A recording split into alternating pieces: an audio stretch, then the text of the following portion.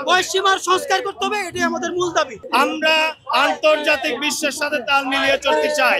সংস্কার করতে হবে, সুপারিশ করা হয়েছে, সেই সুপারিশে সরকার করেছে, সেই সুপারিশ বাস্তবায়ন না করার কারণে এটা যৌক্তিক দাবি বাস্তবায়ন না হলে এই ছাত্র জনতা রাজপথে থাকবে।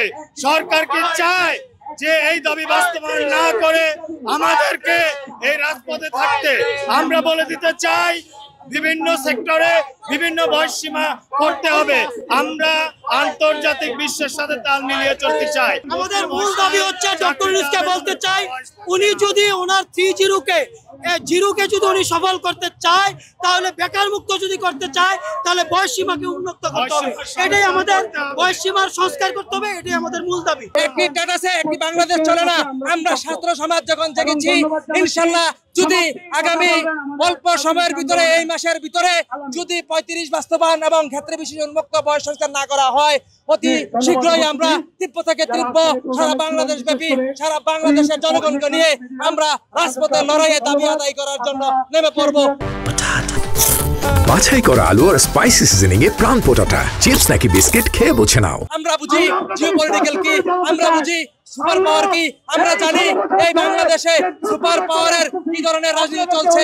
অতএব বয়স সংস্কার দিয়ে এই দেশের বেকার মুক্ত করলে এই সুপার পাওয়ার সারা পৃথিবীতে এই সুপার পাওয়াররা বিভিন্ন ছাত্র সমাজকে কাজে লাগিয়ে অনেক কিছু করে।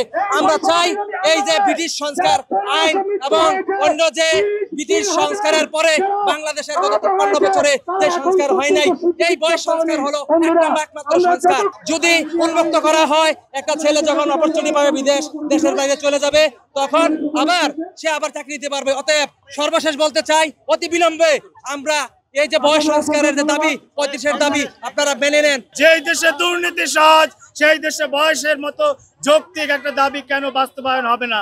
যেই দেশে বিসিএস ক্যাডার 500 ক্যাডার রিপিট হয়, আজকে এই 500 ভাই ব্রাদারের বয়স যদি 30-32 পেরিয়ে যায়, তাদের যে এই দক্ষতা, তারা যে বছরের পর বছর যে এই অর্জন করেছে, তারা এটা এখন কোথায় খাটাবে? আমরা বলতে চাই বয়স সংস্কার করতে হবে স্থায়ীভাবে। যদি এটা না করা হয়, তাহলে এই আন্দোলন আরো কঠোরভাবে আমরা রাজপথে সামনের দিনে আন্দোলন চালিয়ে যাব। আমাদের 35 নম্বর স্থায়ীভাবে আমাদের জন্য রাজপথে অনেক বছর ধরে আছে। আপনারা জানেন, মিডিয়া ভাই বোনেরা আপনাদের ধন্যবাদ যে আপনারা কাছে আছেন।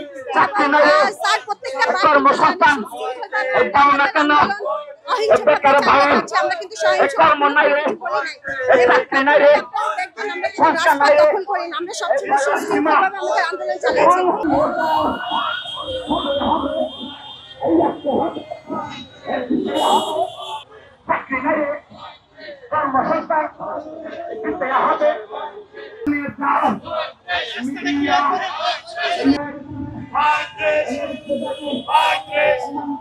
High